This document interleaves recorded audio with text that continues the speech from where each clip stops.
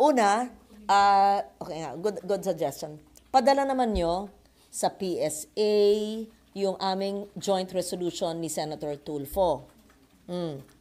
PSA, DFA. Tama? Akong susulat. Oo. Tapos, itong concern nila, suriin ng dalawang ahensya ng gobyerno, tumulong na rin ang DFA, lahat ng kandidato na nag-file. Ilang kaya mag-file? Alam naman, siguro itatabi nila, kunyari ito lahat ng kandidato, sino yung parang questionable Malalaman naman yan ng kanilang regional offices, itabi, tapos tignan natin. So, may birth certificate automatic na din. Oo.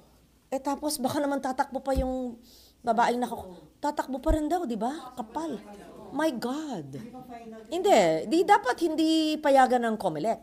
Diyan nila, because wala na yung kanyang, kinancel na yung kanyang birth certificate, right? It's, no, but it's proven to be fraudulent. Pero wala pa daw po kasing final. Kaya pwede pa rin daw, mami. No. Dapat may gawin ng COMELEC para i-disqualify siya. She's been disqualified. Ano yung dating sakaling may makalusot pa rin na isang Alice Go or this coming election? Sigurado nga ako, sa dami-dami niyan, hindi naman kailangan mayroon. Malay mo, konsehal, malay mo.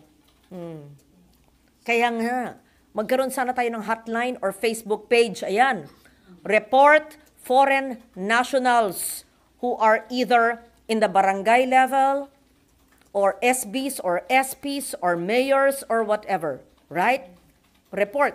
Ilagay mo yung kilala mo, kapitbahay mo. Dito kailangan ng mga marites. Ayan, sa kada barangay.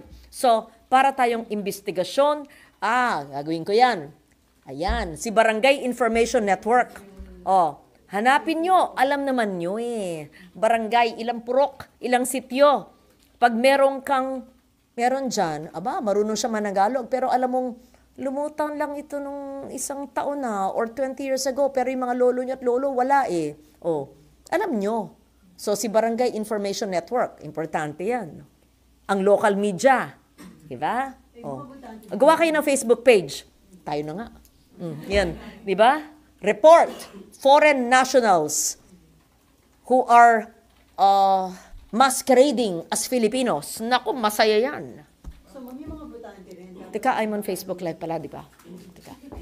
Dapat ang mga butante rin maging mapanuri dun sa mga kandidato. Oo. Kaya lang iba nga natutunan ng Tagalog Oo. Tapos siguro, tumutulong sa mahirap. Maraming pera dahil illegal ang kanilang source. Right? At saka hindi naman yan kung ilang taon lang 20 years na. 10 years.